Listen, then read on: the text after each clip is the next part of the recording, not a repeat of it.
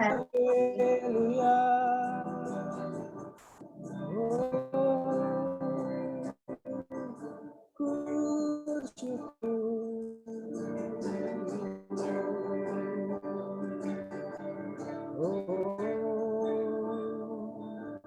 Jauh timur dari barat, kau menghilangkan dosaku. Tiada kau lagi kesalahanku.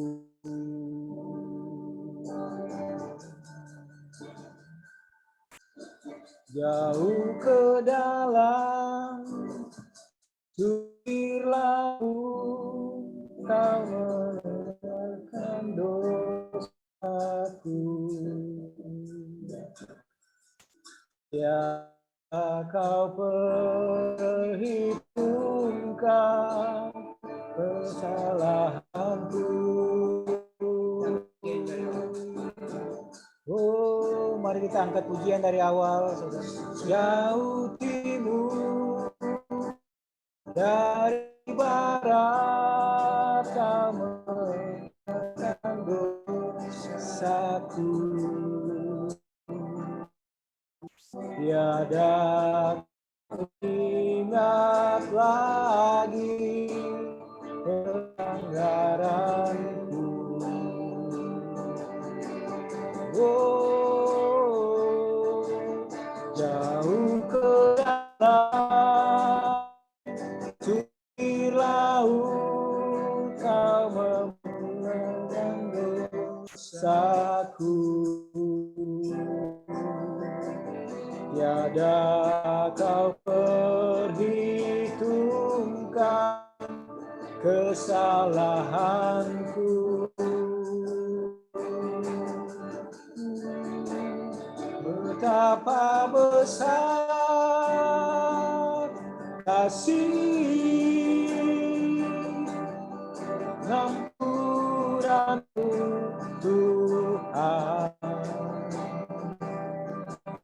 Kau pandang hina hati yang hancur. Oh, ku berterima kasih kepadamu ya Tuhan. Pengampunan yang kau beri, pulihkanku.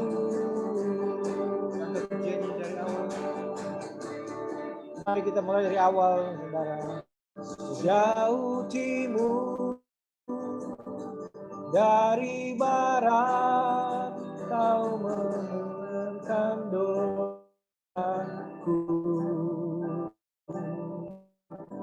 Ya kau ingat lagi kesalahanku. Oh, jauh ke dalam kubirlah kau melontarkan dosaku. Tiada kau ingat lagi kesalahanku. Oh, betapa besar kasih pengampunanmu Tuhan. Pandang hina hati yang hancur. Oh, ku berterima kasih Tuhan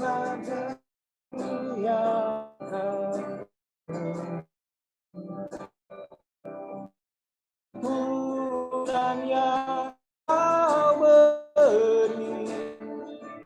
berikanku, oh, betapa besar kasih pengampunanmu Tuhan. Tak kau pandang hina hati yang hancur. Oh,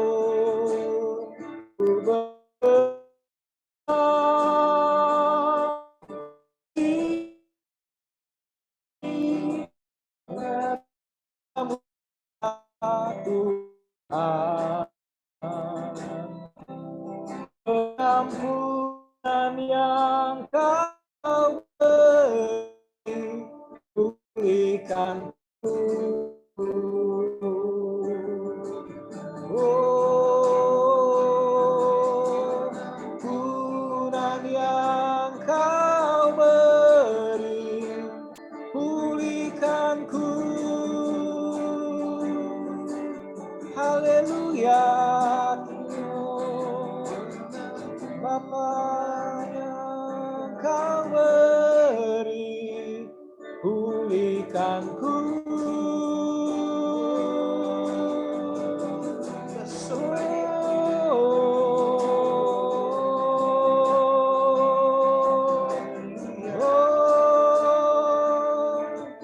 Haleluya, terima kasih.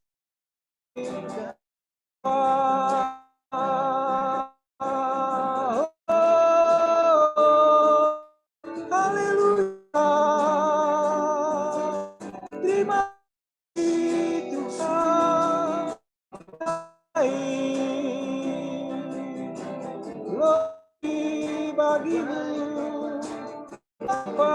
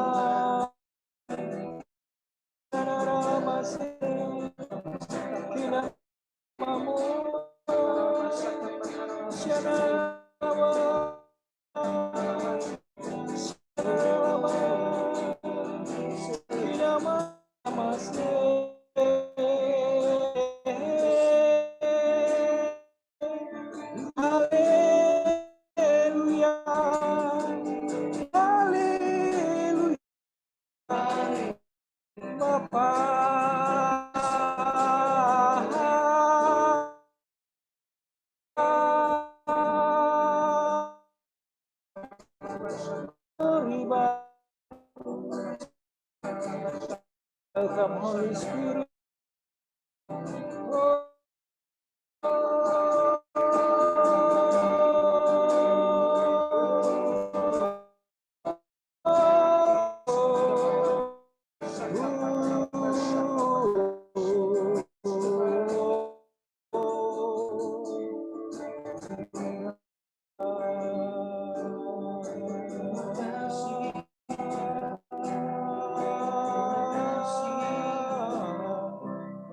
Terima kasih Kau baik.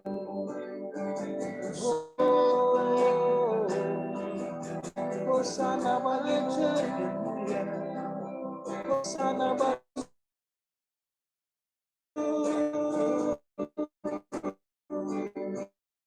sembah namamu.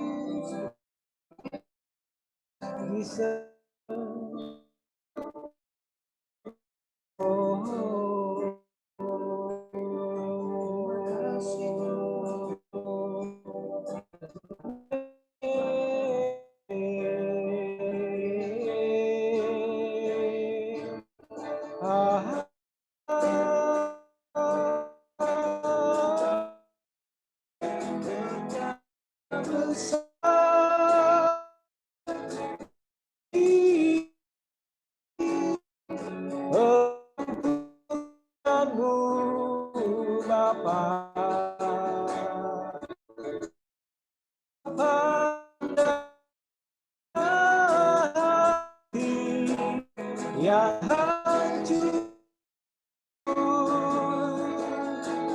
oh, ku beri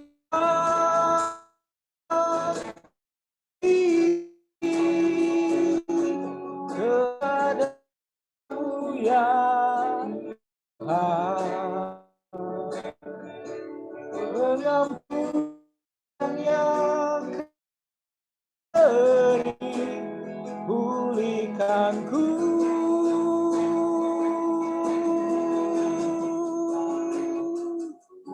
Pengampunan yang kau beri, pulihkanku.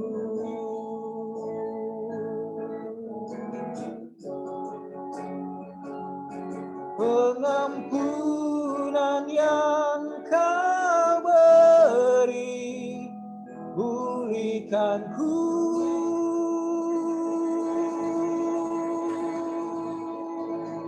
Haleluya.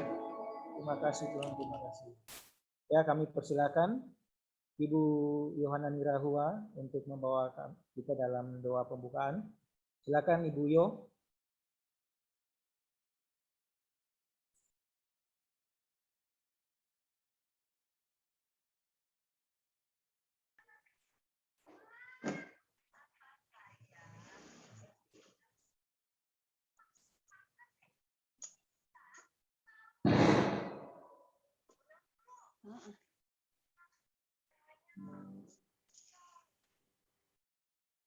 Ibu Yohana Nirahua. Kami persilakan Ibu Yo, Ibu Yohana.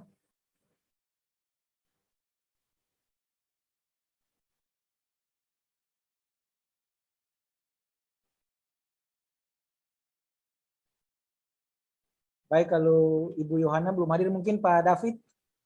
Pak David ada, bisa hadir. Ibu Yohana Ani, iya. Ibu Yohana Ani bisa membawa kita dalam doa pembukaan, Ibu. Doa, ya, bisa Pak, bisa. Ya. Silakan Ibu Yo. Mari kita satu di dalam doa. Segala puji, syukur kami angkat kepadamu Tuhan Yesus pada saat ini. Kami datang sujud menyembah Engkau, menaikkan ungkapan syukur. Terima kasih atas pertolongan-Mu, penyertaan Tuhan dalam kehidupan kami, sehingga kami boleh ada pada saat ini untuk mengikuti sekolah lawatan Alkitab.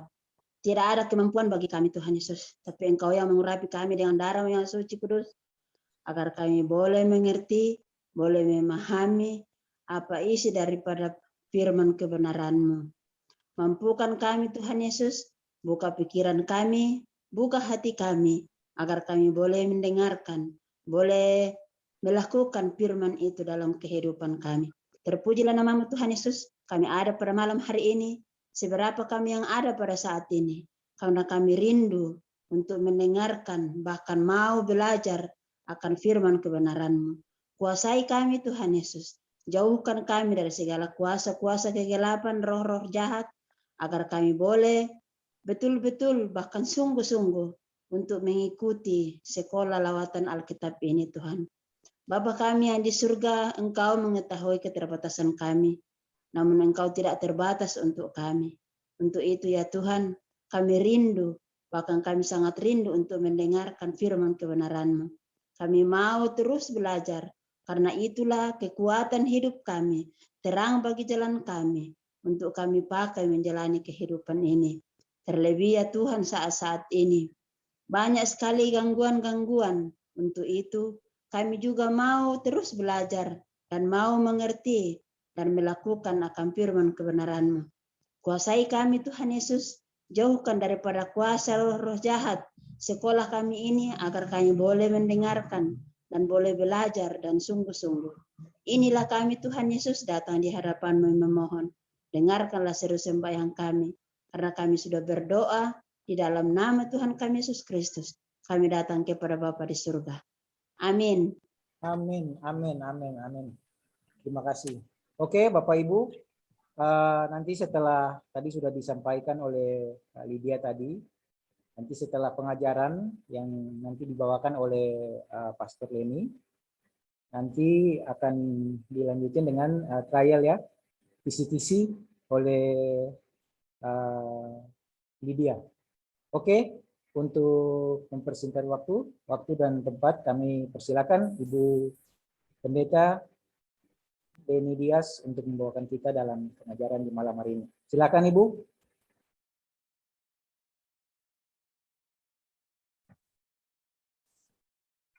Shalom, selamat malam Bapak Ibu.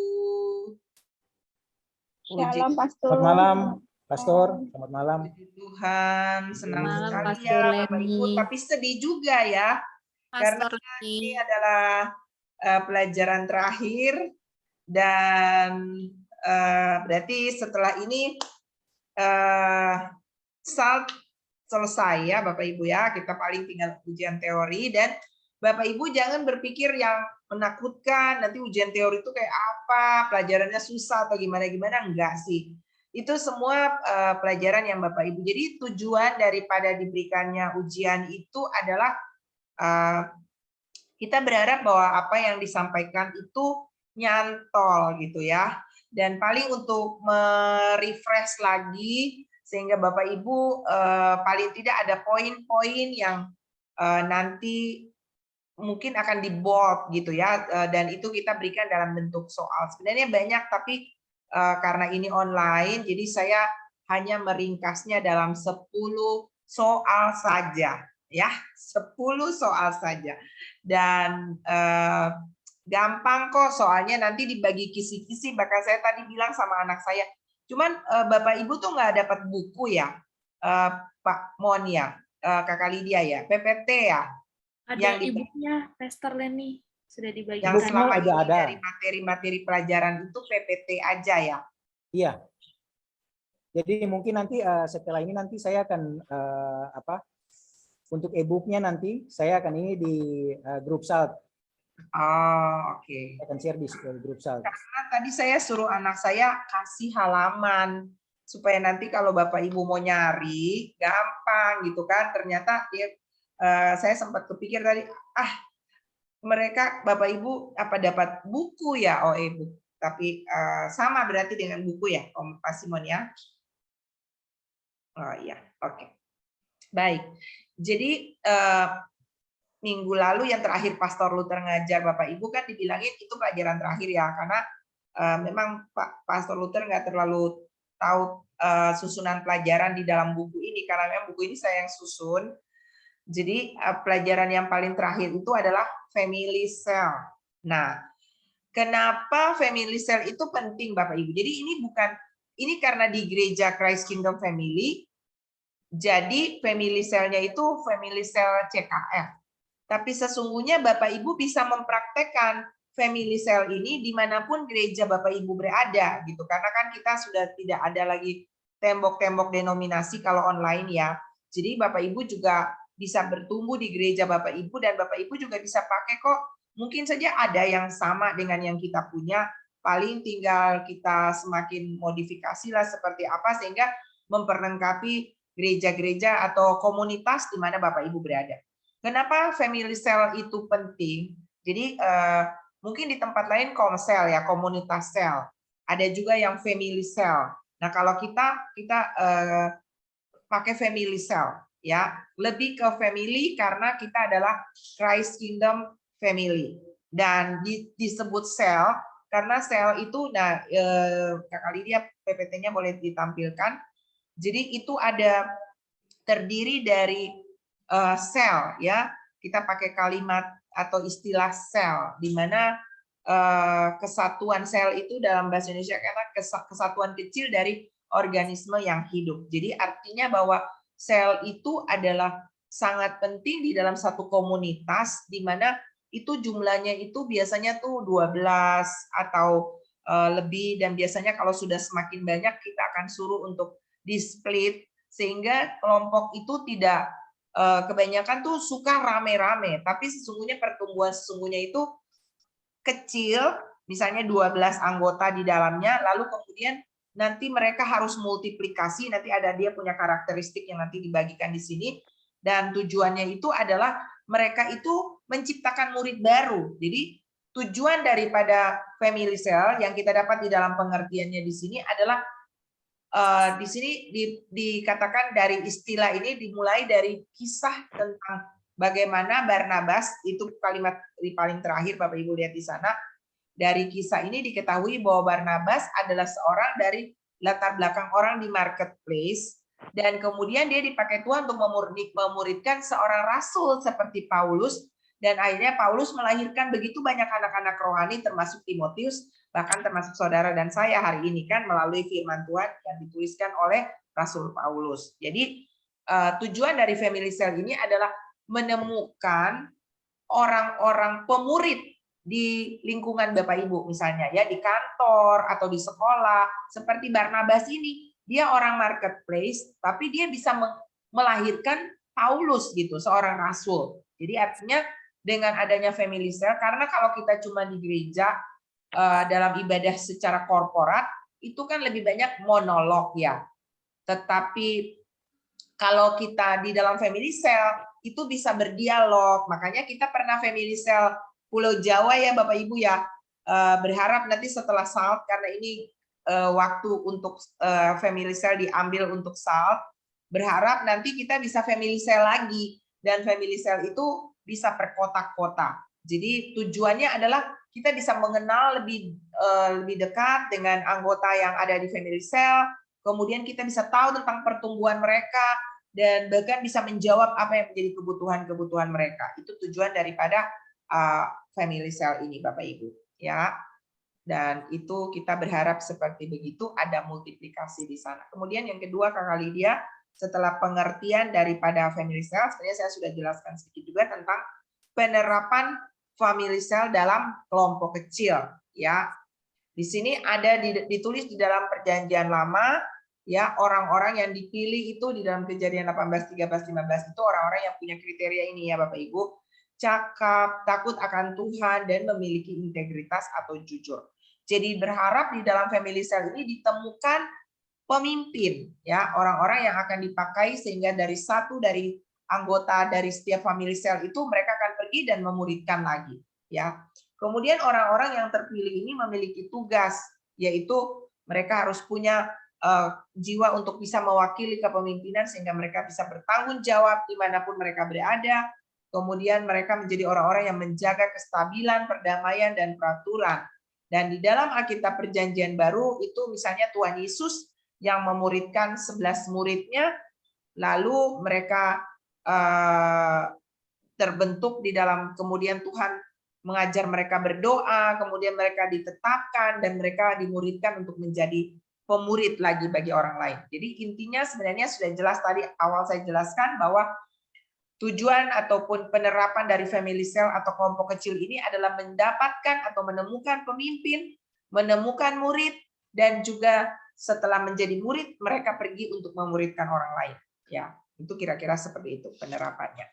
Kemudian yang berikutnya adalah sistem daripada family cell. Kalau kita lihat di sini, sistem daripada family cell ini adalah pemuritan yang bukan sekedar teori, tetapi lifestyle, tapi kehidupan. Yang daripadanya akan kelihatan buah-buah yang tetap, jiwa-jiwa yang sudah bertobat, kemudian mereka pergi untuk memuridkan jiwa yang lain lagi. Ya.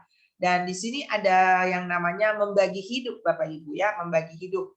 Dan biasanya dalam sistem family cell ini kita berharap begini Bapak Ibu. Pertamanya seorang pemimpin itu dia akan memberikan contoh, lebih baik ke contoh teladan hidup daripada sekedar teori. Ya, kalau teori bisa orang pandai bicara tapi hidupnya tidak sesuai, itu tidak menjadi contoh nanti dan tidak bisa ditiru. Dan kalau kita misalnya bisa menunjukkan gaya hidup, lifestyle kita, itu merupakan buah yang bisa dilihat oleh orang lain. Dan kemudian di sini kita akan temukan bahwa dari kehidupan yang dibagikan melalui gaya hidup, teladan hidup, maka itu akan mudah untuk bisa menarik. Seperti contoh lah ya, Alkitab mencatat tentang suami istri. Ada banyak misalnya suami-suami atau istri-istri yang belum sungguh-sungguh dengan Tuhan.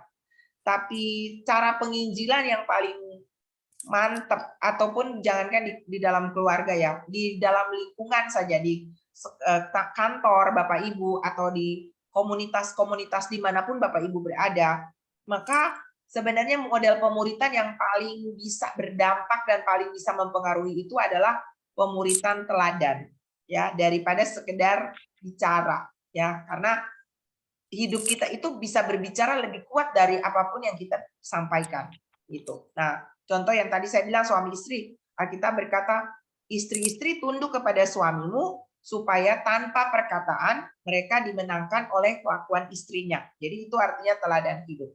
Nah, ya oke Kakak Lydia, next aja. Nah, kemudian yang keempat itu adalah karakteristik daripada family cell. Di situ ada satu, kalau Bapak Ibu lihat, upah ya, upah. Itu untuk memudahkan ya. Di sana ada unity atau kesatuan hati, kemudian prosperity, yaitu kemakmuran, makmur dalam segala hal, teristimewa adalah hal-hal rohani, ya. Kemudian anointing atau diurapi, dan holiness atau hidup di dalam kekudusan. Ini adalah karakteristik atau ciri daripada family cell yang sebenarnya juga adalah ciri daripada gereja GBI Christ Kingdom Family. Karena FC itu kan, family cell itu kan bagian terkecil. Jadi kalau setiap sel memiliki ciri ini, maka gereja itu akhirnya akan punya ciri yang sama. Karena dia dibentuk dari sel-sel kecil itu yang akhirnya semakin besar, dan semuanya punya kesatuan hati, semuanya punya kemakmuran, semuanya diurapi, dan semuanya hidup di dalam kekudusan. Lalu ada pertumbuhan. Kalau kita lihat di sini, pertumbuhan yang ditemukan secara kualitas dan juga secara kuantitas. Ya, Bapak Ibu. Jadi kualitas itu kita akan lihat dari orang-orang yang di family cell itu kok semakin bertumbuh ya. Orang-orang di family cell itu semakin sungguh-sungguh dengan Tuhan, semakin jadi orang-orang yang berdampak. Dan salah satu kualitas yang bisa dihasilkan di dalam family cell itu adalah dilihat dari kuantitasnya. Artinya family cell itu berlipat ganda. Kenapa? Karena setiap pertemuan ada jiwa baru yang dibawa. Kenapa orang bisa bawa jiwa baru? Salah satunya karena orang itu menginjil, atau anggota family cell kita pergi menginjil, entah dengan perkataan, entah dengan gaya hidup yang menjadi teladan tadi. Makanya inti dasar dari sebuah pertumbuhan itu adalah menjadi teladan. Ya Bapak Ibu, itu karakteristik daripada family cell. Kemudian ciri-ciri family cell yang berhasil. Nah, kalau di dalam family cell, bagaimana kita bisa next Kakak. Nah, bagaimana kita bisa melihat family cell itu berhasil? Ini kalau di dalam poin ini Bapak Ibu, maka ada dua komunikasi ya. Yang pertama itu family cell yang berhasil itu adalah family cell yang punya hubungan yang intim dengan Tuhan. Contoh yang ditulis di sana adalah pujian penyembahan di dalam roh dan kebenaran. Itu harus ditemukan di dalam family cell yang dikatakan berhasil. Jadi kalau sebuah family cell dikatakan sukses atau komsel dikatakan sukses, jika orang-orang yang di dalamnya itu punya keintiman dengan Tuhan. Jangan sampai secara rame-rame mereka kumpul di dalam komsel, tapi kemudian di dalam kehidupan keseharian mereka nggak ada yang namanya keintiman dengan Tuhan. Berarti cuman perform aja di umum, tapi nggak ada keintiman dengan Tuhan. Bagaimana satu saat itu akan ketahuan? Ketika mereka ketemukan masalah, akan kelihatan, akan kepental. Orang-orang yang ada di dalam komsel itu akan kepental kalau mereka nggak punya keintiman dengan Tuhan. Jadi mereka cuma punya keintiman itu saat kumpul rame-rame. Nah, ketika kita tahu ini, maka seorang pemimpin family cell, dia harus punya goal. Goalnya adalah setiap anggotanya bukan datang dekat dengan dia. Kecenderungan daripada komsel-komsel yang tidak berhasil, itu adalah mereka mengumpulkan orang atau mereka mengarahkan orang untuk ke diri mereka. Sehingga akhirnya orang-orang itu nggak bisa berkembang untuk pergi split ya bukan dipecahkan ya, dilipat gandakan menjadi family cell baru lagi, lalu berdiri di sana karena sudah ada pemimpin baru di sana, tapi akhirnya punya kebergantungan kepada kepala komsel ini, karena kepala komsel ini tidak pernah mengarahkan orang untuk melekat ke Tuhan atau bergantung ke Tuhan, tapi ke dirinya, sehingga orang-orang akan punya kecenderungan mengandalkan orang tersebut saja. Nah, ini yang tidak sehat, ya, tidak berhasil. Tapi yang berhasil adalah semua anggota komsel punya keintiman dengan Tuhan, ya, sehingga mereka punya ciri segala sesuatu dilakukan untuk menyenangkan Tuhan. Mereka punya ciri sepenuh hidupnya diserahkan kepada Tuhan dan bergerak di dalam tuntunan Roh Kudus tanpa sungut-sungut. Karena kalau misalnya hanya karena pemimpin bilang A, lalu dia A, B, lalu dia B, tanpa dia sendiri punya keintiman dengan Tuhan, maka yang muncul akan ada sungut-sungut. Ya, Bapak Ibu. Kemudian cirinya kalau kita punya kedekatan dengan Tuhan itu adalah pujian penyembahan melimpah kepada Tuhan. Ada komsel-komsel, saya pernah ya Bapak Ibu, kita punya beberapa komsel, dan ada komsel-komsel yang mereka lebih suka cepat ibadahnya, kemudian banyak ngobrol.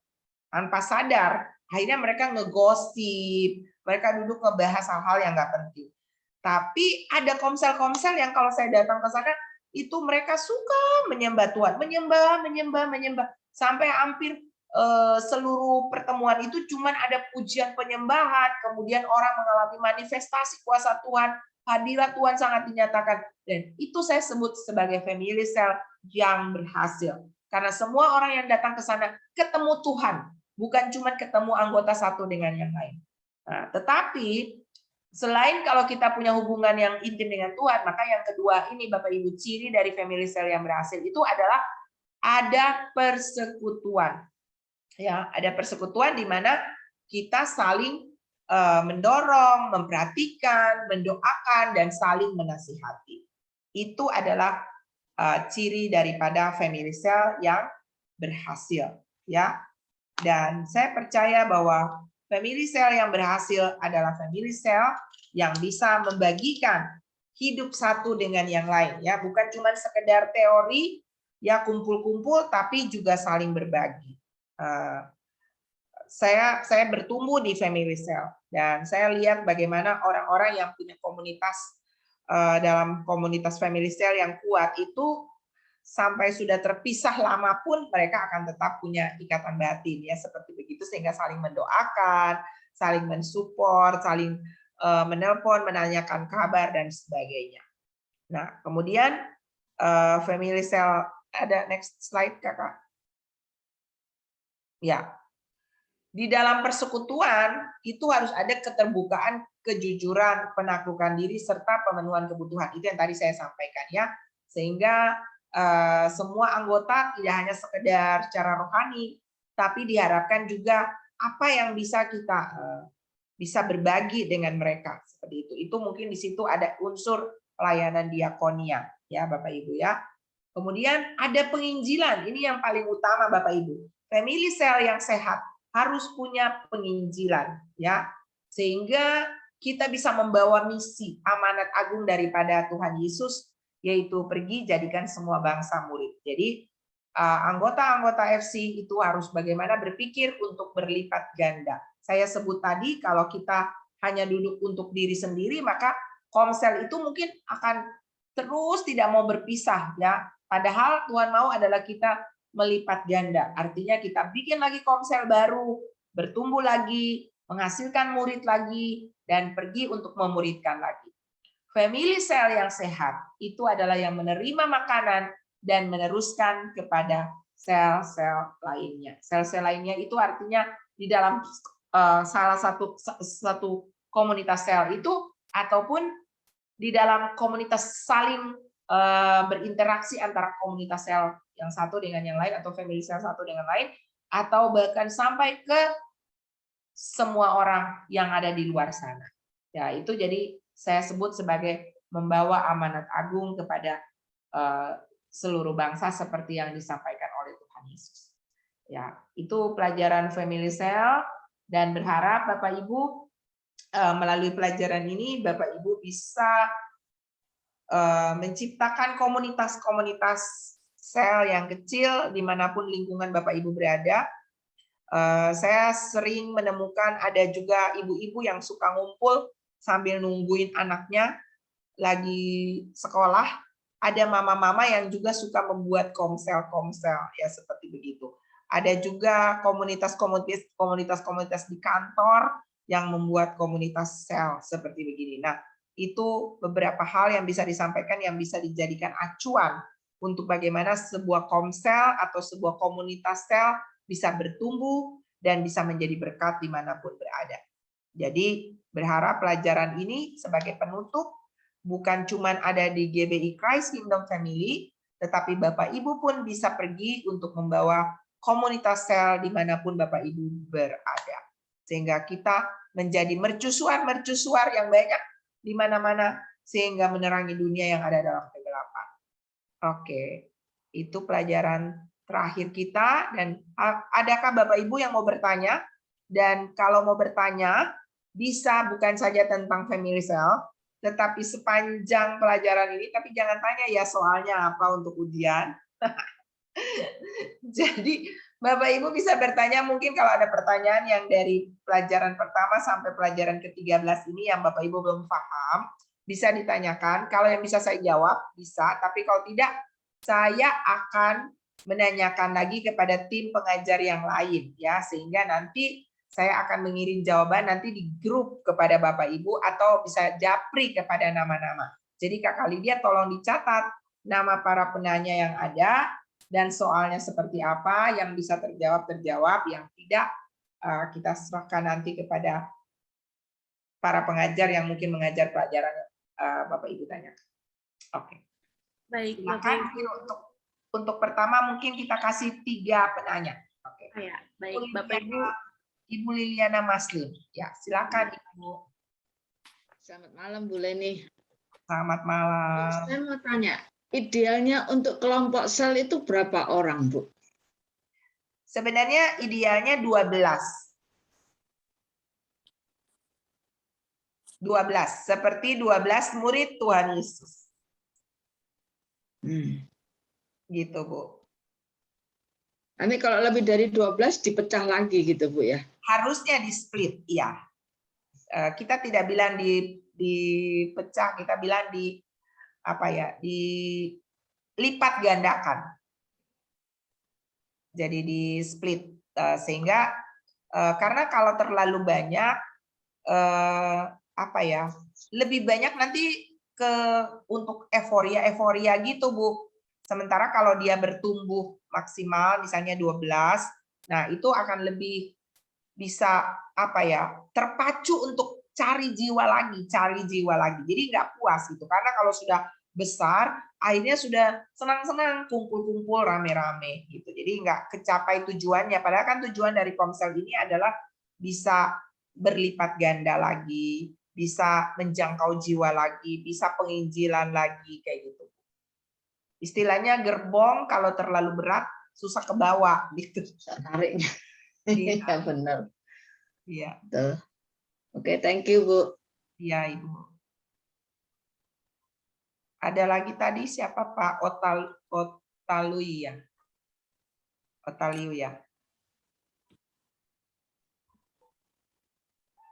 Ada lagi Bapak Ibu yang mau tanya? Ya, silakan Pak. Terima kasih. Ini materi untuk family cell. Dan kita ketahui itu sel itu berkembang dengan itu perkembangannya mungkin ada yang baik, ada yang buruk juga. Nah ini untuk masalah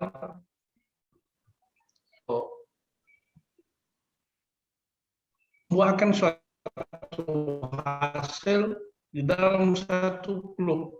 Komunitas tersebut kadang-kadang seorang pemimpin, peserta, dan yang ikut dalam komunitas tersebut mungkin kadang juga ada yang tidak saling senang.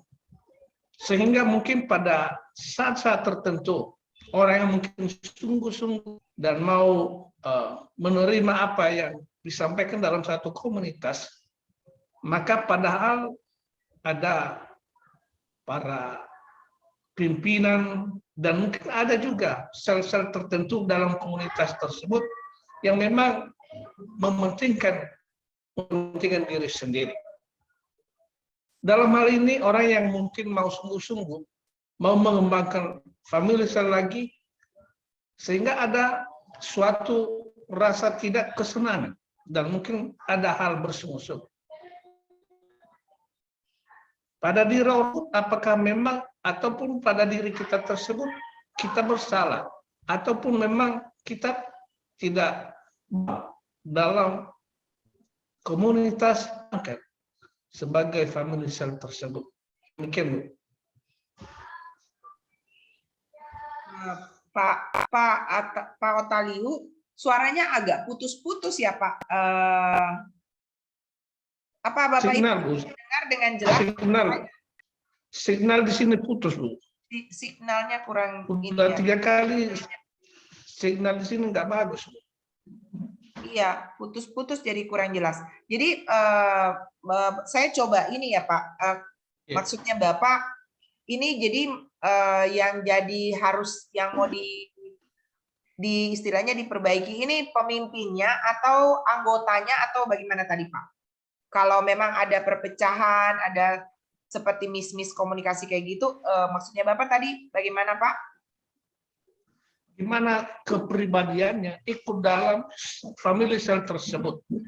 Seandainya ada kelompok tertentu, baik pemimpin maupun anggotanya, yang memang tidak sesuai dengan ajaran yang kita inginkan bersama atau melalui firman Tuhan. Demikian, Bu. Oh iya. Jadi kalau misalnya ada anggota, ya kita istilahnya kita tidak bisa merubah orang ya Pak. Kita tidak bisa merubah orang. Tapi kalau misalnya orang itu misalnya dia mau tapi dia tidak tahu, kita ajarkan. Nah, tapi kalau misalnya dia tahu tapi dia tidak mau, ya kita motivasi. Tapi kalau dia sudah tidak tahu, dia tidak mau, apa yang kita harus lakukan? Ya mendoakan saja, Pak. Mendoakan saja. Mendoakan. Dan kalau misalnya ada kasus ya Pak, ada kasus-kasus misalnya di dalam Komsel, maka kita tidak bisa juga langsung umumkan misalnya di dalam Komsel tentang kesalahan atau kasus itu. Yang kita harus lakukan adalah kita mendekati secara pribadi. Itu prinsip dari firman Tuhan ya, 4 mata. Jadi kita harus ajak bicara dulu, ini misalnya kamu jangan begini, jangan menggosip, atau jangan membuat perpecahan, atau apa, kita nasihati Pak. Alkitab berkata 2-3, kalau kita sudah tegur beberapa kali, kalau orangnya tidak berubah, kita perlu panggil saksi. Kita perlu panggil saksi, dan kalau sampai orang itu juga tetap tidak mau, bahkan dia tetap mengacaukan, Alkitab berkata tandailah orang ini sebagai orang yang memang bukan orang yang benar gitu Pak. Dan untuk itu perlu diumumkan tentunya supaya dia tidak mengkhamirkan semua anggota Komsel yang ada. Saya pernah punya masalah atau punya situasi seperti begitu. Jadi ada orang yang dia punya kecenderungan ini kasusnya dia suka pinjam uang. Dia suka pinjam uang. Lalu ditegur, dibilangin jangan. Tapi kemudian dia masih terus melakukannya. Nah, kita sudah berusaha untuk mengajaknya, untuk membuat dia untuk bagaimana dia harus bekerja sehingga dia tidak meminjam-minjam. Tapi terus itu dikembangkan kelemahannya itu sehingga akhirnya kita umumkan di dalam Komsel kita bahwa kalau ada meminjam uang lagi, semua anggota Komsel putuskan untuk tidak meminjamkan kepada dia, sehingga itu tidak membuat dia sehingga dia terus berkanjang atau terus bertahan di dalam kelemahannya itu. Tapi kita bantu dia, misalnya ada pekerjaan atau apa, kasih dia kerja, tapi tidak meminjamkan. Jadi seperti begitu, Pak.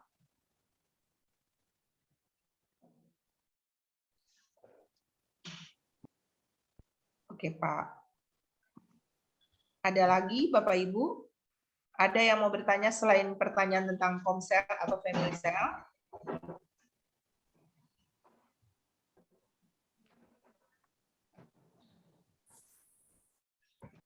Ada Ibu Titin. Ya.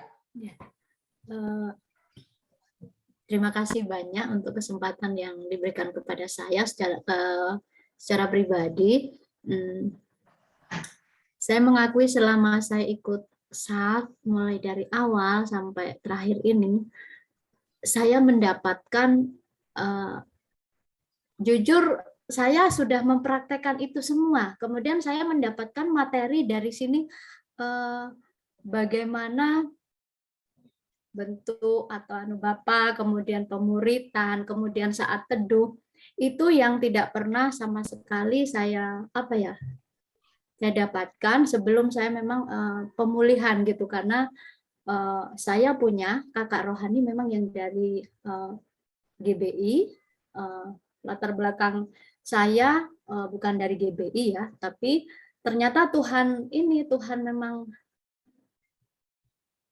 diberi kepercayaan kepada saya secara pribadi, kemudian akhirnya setelah saya sendiri, kemudian bapak saya, kemudian adik saya, adik ipar saya, kemudian ada teman saya 2, sehingga itu menjadi satu komsel. Saya nggak ngerti sebenarnya awalnya itu kalau ini disebut komsel, saya nggak ngerti.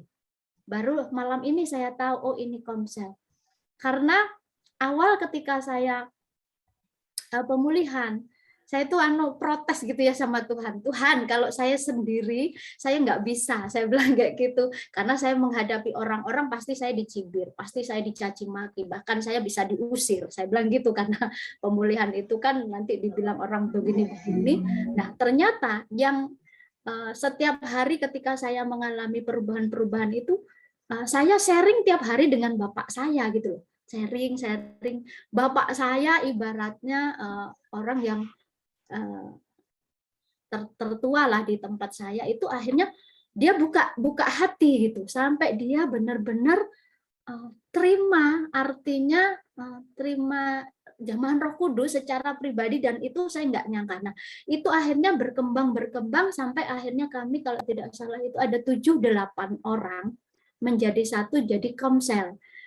Nah, ini kan bagi saya, bagi kami itu nggak tahu, nggak ngerti ini namanya komsel gitu. Jadi dari situ akhirnya kami melakukan pertemuan rutin untuk sharing, kemudian bahkan akhirnya Tuhan percayakan kepada kami untuk jiwa-jiwa gitu, sampai pelayanan kami Tuhan sudah indikan ya, masing-masing kami Tuhan kirim jiwa-jiwa. Akhirnya ketika kami ketemu, yaitu tadi ketika Ibu bilang kami sharing gitu, bagaimana satu yang lain itu saling menguatkan. Nah, terima kasih banyak sekali ketika saya mendapatkan materi teologisnya di sini. Jujur, saya itu prakteknya dulu gitu loh. Jadi penginjilan, kemudian yang itu sama sekali bagi saya nggak ini ya nggak ngerti itu, kemudian saat teduh, kemudian bagaimana kita dengan sesama, kemudian yang terakhir begitu Ibu tadi bilang bahwa kalau ada teman komsel kita umpamanya yang agak menyimpang, baru kita 4 mata untuk menganukan secara pribadi. Kalau memang 4 mata kita tidak harus ambil panggil saksi. Nah, di situ saya mendapatkan, oh iya ternyata ini tahap-tahapannya atau yang harus kami lakukan. Jadi saya berterima kasih sekali selama ini saya mendapatkan itu semua, dan puji Tuhan kami semua di sini Tuhan kirim jiwa-jiwa sampai di luar pulau ya, karena saya di Kalimantan, di luar pulau ada yang dari Manado, ada yang dari Jawa, ada yang dari Lampung, bahkan ada yang dari Malaysia. Saya bagi saya, loh Tuhan kok bisa ya, padahal saya di sini gitu. Ternyata Tuhan itu luar biasa dan menjangkau jiwa-jiwa di situ. Bahkan untuk adik saya, adik ipar saya yang notabene-nya dulu menentang gitu ya, betul-betul membenci, ternyata Tuhan ambil, Tuhan tangkap, itu akhirnya ya luar biasa sekali. Terima kasih kepada Ibu dan Bapak Dr. Dias, bahkan para penyaji, kalau bisa memang ada kelanjutannya supaya kami itu ada ininya, apa ya, ada oh ternyata begini gitu, jadi ada kelanjutannya. Mungkin itu saja dari saya. Terima kasih banyak selama ini. Terima kasih. Sama Ibu Titi, Tuhan. Jadi kita punya komsel ini, kita kasih nama family cell. Jadi artinya karena kita keluarga, karena kan kita dari Christ Kingdom Family. Jadi karena kita keluarga kerajaan Kristus, nah ini selnya dari Christ Kingdom Family gitu. Jadi yang bagian-bagian kecil, tapi sama pada dasarnya komsel, cuman kita pakai istilah family cell. Tapi sama, intinya sama. Oke. Ada lagi Bapak Ibu? Pastor, ini ada yang bertanya, Bapak Ibu yang bertanya melalui kolom chat. Saya bacakan saja ya, Pastor ya, pertanyaannya. Jadi pertanyaannya dari Bapak Erikson.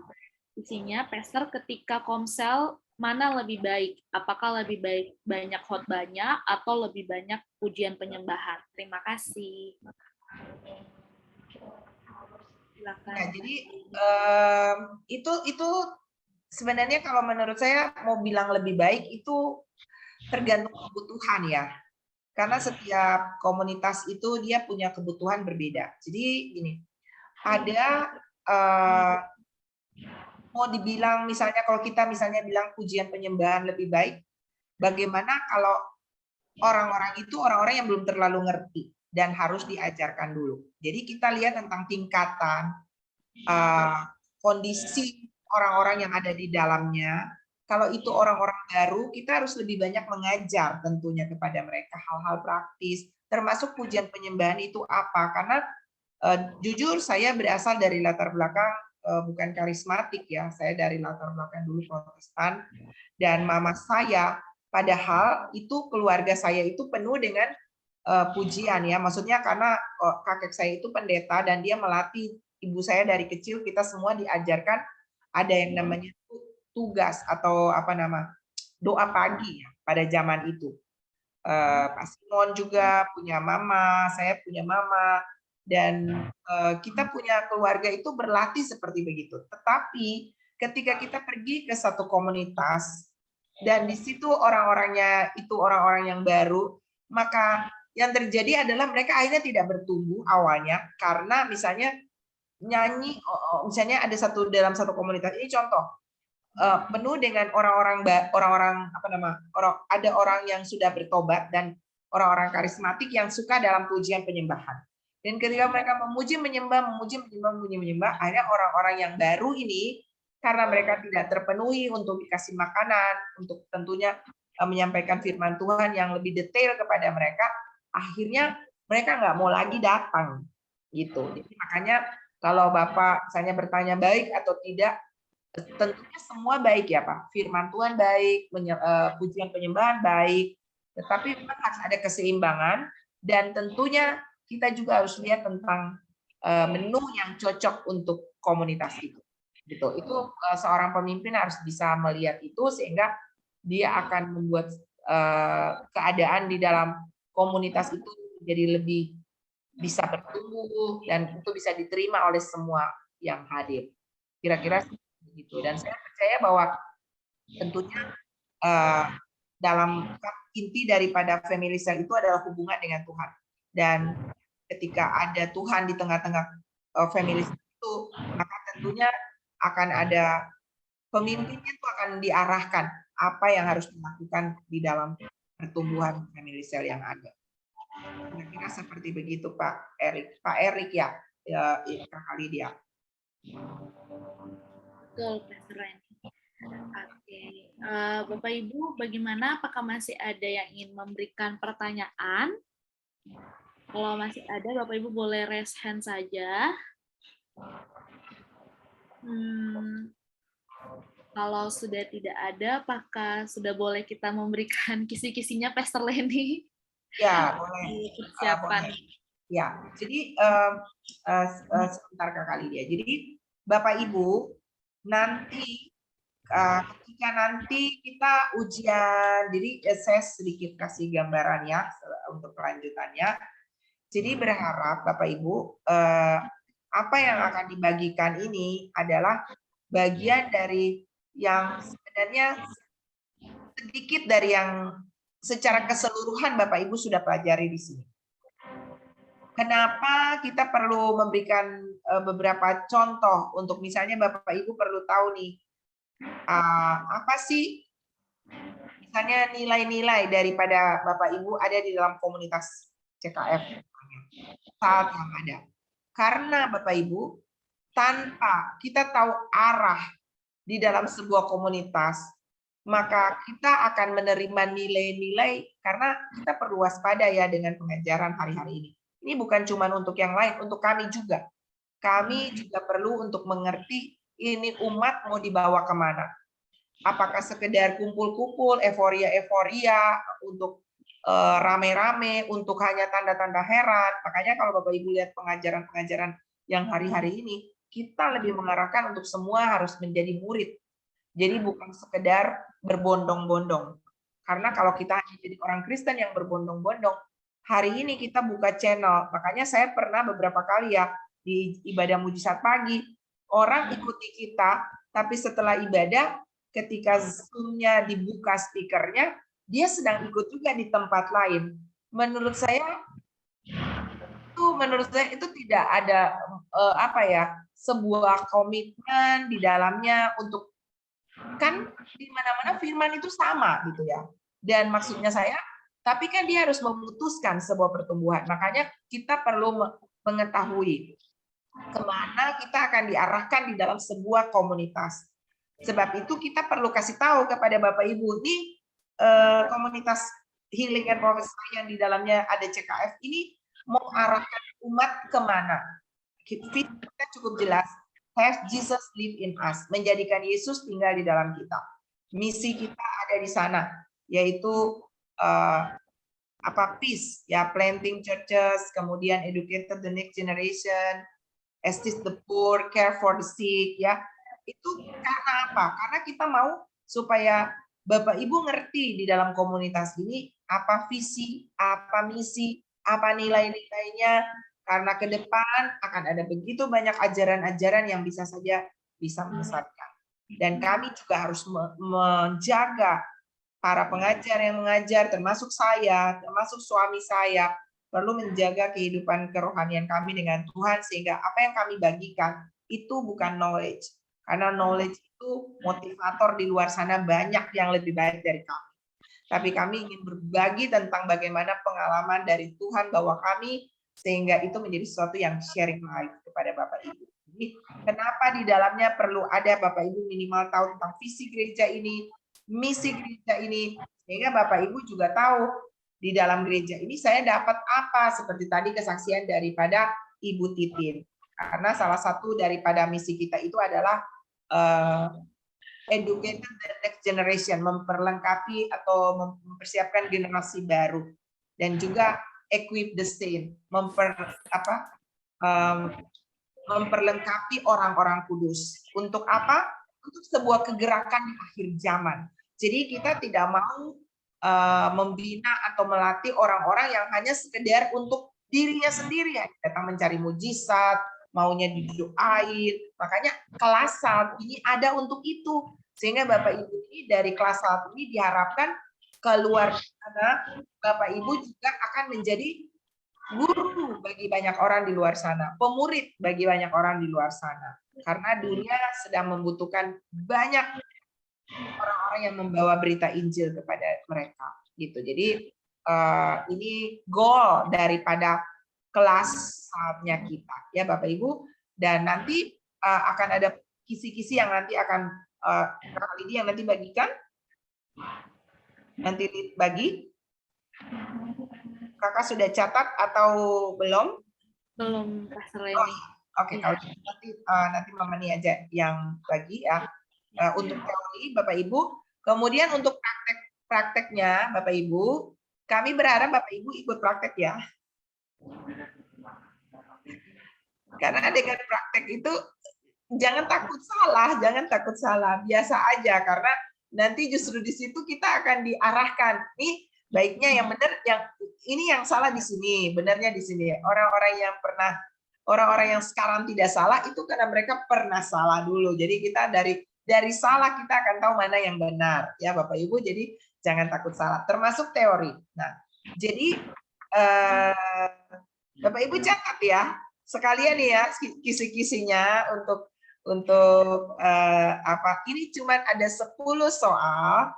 Jadi soal yang pertama itu adalah Bapak Ibu bisa lihat di pelajaran tentang di awal tentang ini visi misi daripada GBICKF. Bapak Ibu bisa, kan biasa kita suka lihat ya simbol ini ya. Nah, Bapak Ibu mesti tahu nih kira-kira ciri gambar ini bisa ya kelihatannya. Nah, ini gambar ini Bapak Ibu minimal tahu ya artinya apa. Itu yang ada mahkota itu apa, yang ada api itu apa, yang ada bumi itu apa. Ya, Bapak Ibu tahu ya. Pasti di situ ada salah satu soalnya.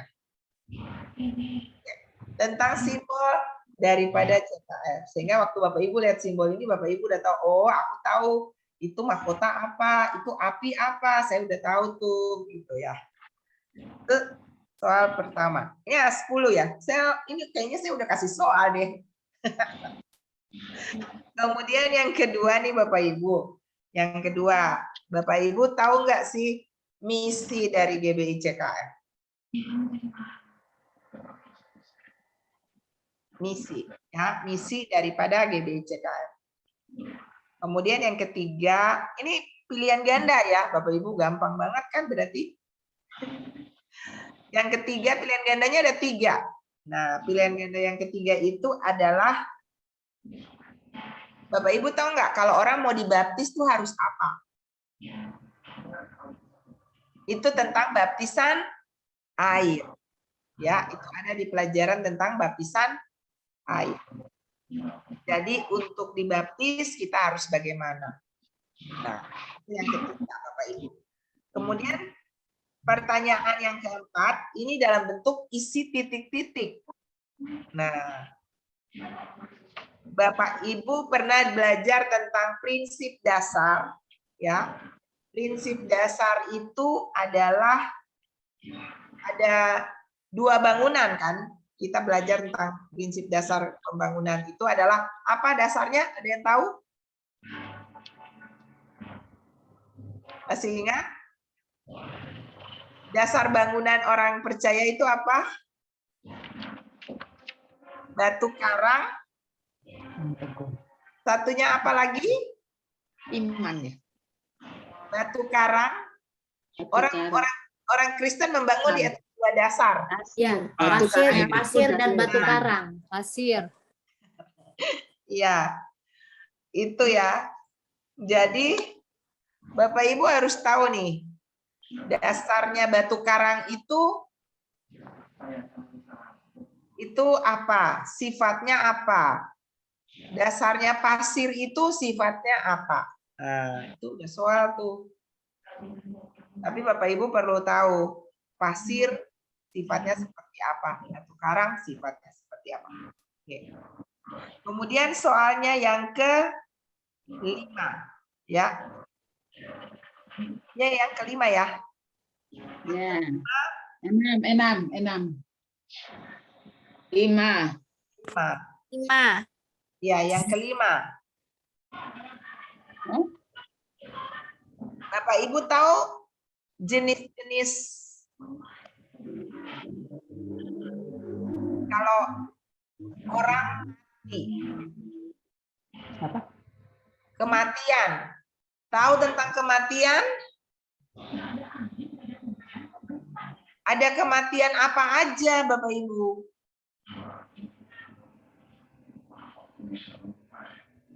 Kematian dan rohani. jasmani. Kematian rohani. Pokoknya Bapak Ibu belajar ya, paling tidak tahu ya, ada berapa gitu ya, harus ditahu. Kemudian apa penyebab seseorang itu terikat? Apa? Harus Bisa tahu ulang? kenapa seseorang bisa terikat. Alasan seseorang itu bisa terikat dan perlu dilepaskan dari apa? Itu minimal Bapak Ibu harus tahu. Ya, itu pelajaran tentang apa? Pelepasan. Pelepasan. Ya. Jadi kenapa dia terikat oleh apa saja dan bagaimana cara dia dilepaskan. Oke. Mengampuni, mengasihi. Itu. Nah, kemudian itu isi-isi ya, itu titik-titik. Nah, sekarang ini penjelasan singkat, 4 soal penjelasan singkat. Yang pertama, Bapak Ibu pernah, maaf, yang ajar keselamatan Bapak Ibu siapa ya? Saya ya. Ibu. Saya ya. Ya, betul. Ya. Saya pernah gambarkan ya. Saya pernah gambar, Bapak Ibu masih ingat gambarnya nggak? Itu gambaran untuk mempermudah Bapak Ibu. Ada jurang. Ya, betul. Betul, Pak. Ya, jadi saya jelaskan singkat ya. Itu Bapak Ibu perlu jelaskan nanti. Nah, jadi awalnya kita tuh hidup bersama dengan Tuhan. Nilai paling tinggi ini kalau Bapak Ibu bisa gambar. Ingat gambar saya nggak? Jadi awalnya kita tuh hidup bersama dengan Tuhan, ya, Adam dan Hawa. Kemudian ketika manusia jatuh dalam dosa ada jurang. Tadi kan Ibu Bapak ada yang Bapak bilang itu ya. Kemudian ketika manusia jatuh dalam dosa ada jurang, manusia terpisah dari Allah. Ketika manusia terpisah dari Allah, manusia pakai segala macam cara untuk datang ke Tuhan. Mereka pakai agama, perbuatan baik, amal. Tapi nyampe nggak Bapak Ibu? Nggak. Nah, lalu Tuhan yang berinisiatif datang ke dalam dunia menjadi jembatan, salib menjadi jembatan antara manusia dengan jurang itu, dan akhirnya terseberangi. Jadi yang bisa membuat seseorang selamat, ini pelajaran tentang keselamatan. Proses keselamatan itu hanya melalui salib. Itu udah dapat soal dan sekalian jawaban. Jadi harus 100 angkatan ini. Kenapa saya salut dengan angkatan ini? Siapa yang mau suruh saya gambar lagi? Ini Bu Lina, nggak bisa dong Bu Lina. Ini saya senang karena angkatan ini masih bisa sampai 80 ya, dan artinya tidak. Bapak Ibu tahu nggak sih waktu menunggu di loteng atas Yerusalem itu ada 500 pasang mata. Tapi ketika Roh Kudus turun cuma tinggal 120, berarti banyak yang tereliminasi. Tapi angkatan saat ini lumayan lah Kakak Lydia ya, lebih dari 50% yang masih bertahan ya. Betul, Pastor. Ya. Dari Cuma waktu belajarnya kurang boleh nih. Harap semuanya mendapat 100 karena ini sudah jadi soal sekalian jawaban. Wow.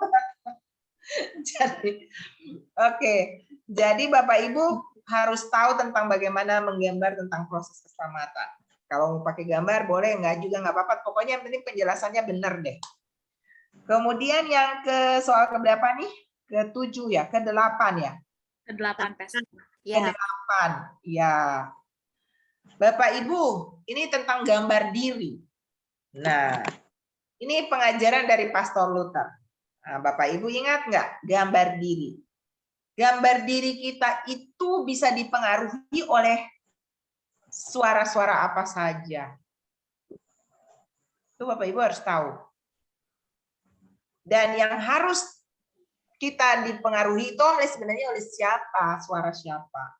Karena ada banyak suara. Bapak Ibu harus tahu suara-suara apa aja tuh yang mempengaruhi gambar diri kita. Bapak Ibu kalau tanya boleh buka buku nggak? Sudah dikasih soal, sekalian jawaban, pasti buka buku juga. Astaga. Berharap jangan untuk mendapat nilai atau bisa menjawab, tapi disinilah akan kelihatan asli kita. Kalau di sini ya Bapak Ibu, saya tulis di soal punya bagian paling bawah, saya tulis nih. Ya, oh besok nanti Kakak Lydia ada ya soal, tulisan di bawahnya ya. Dibilang apa? Kerjakanlah soal dengan jujur sebagai seorang murid sejati, karena itulah nilai tertinggimu. Nah, Ya, Pastor. jadi nilai tertinggi kita itu adalah jujur. Ya, jadi kalau Bapak Ibu open book, ya kita nggak lihat, tapi Tuhan melihat. Bapak Ibu dapat 100, tapi Tuhan kasih 0. Kita udah tua, Bu, nggak hafal, Bu. Itu sudah saya kasih soal tadi, Bu. Udah Ya, umur 60 lebih, susah untuk hafal. pasti bisa, Ibu Liliani pasti bisa. Ya, gampang kok itu. Nah, jadi tahu yang mempengaruhi pikiran gambar diri kita tuh apa? Suara-suara mana? Sumbernya apa aja? Lalu ke-9 ya. Yang ke-9. Kita perlu tahu nih gimana? Ya betul, Roh Kudus pasti tolong Ibu Desiana. Amin, saya aminkan. Amin, amin Bapak Ibu. Nah, saya berharap banget deh. Nanti kita umumkan nilainya yang 100. Nah, jadi Bapak Ibu harus dapat nilai 100 tapi nggak boleh nyontek. Itu yang saya bilang. Kita kasih pengumuman. Kita nanti wisuda virtual loh Bapak Ibu. Seandainya Bapak Ibu bisa dapat topi itu wisuda keren loh. Nanti kita kasih masuk di TV CKF Kakak Lydia. Nanti ditampilkan di breaking news, Pastor. Ya, betul. Nah, Bapak Ibu, kita perlu mendengar suara Tuhan. Kita perlu tahu tuh bagaimana cara mendengarnya. Kenapa kita kasih soal-soal yang ini? Karena supaya ini dipraktekkan. Jadi Bapak Ibu perlu belajar yang ini, khusus ini, ya, bagaimana mendengar suara Tuhan. Oke. Dan yang terakhir, ini Bapak Ibu perlu tulis agak panjang, tapi ikuti alurnya. Ingat kan alur kesaksian pribadi kita? Kalau kita mau bersaksi kesaksian pribadi itu terdiri dari ada tiga episode. Yang pertama, Bapak Ibu masih ingat? Yang pertama, sebelum kita bertobat. Sebelum kita bertobat tuh kita ngapain aja? Saya ini pemarah, saya ini peminum, saya ini pencuri, apalah itu kehidupan lama kita. Lalu satu waktu saya bertemu dengan Tuhan. Di mana? Waktu ibadah saat misalnya, pelajaran apa? Lalu saya dijamah Tuhan. Saya sadar saya bertobat dan akhirnya hidup saya berubah. Saya yang dulu peminum, sekarang tidak lagi. Saya yang dulu pemarah, sekarang tidak lagi. Itu alur kesaksian. Itu udah. Bapak Ibu tinggal tulis kesaksiannya Bapak Ibu itu seperti apa. Itu yang paling terakhir. Jadi ada 10 soal.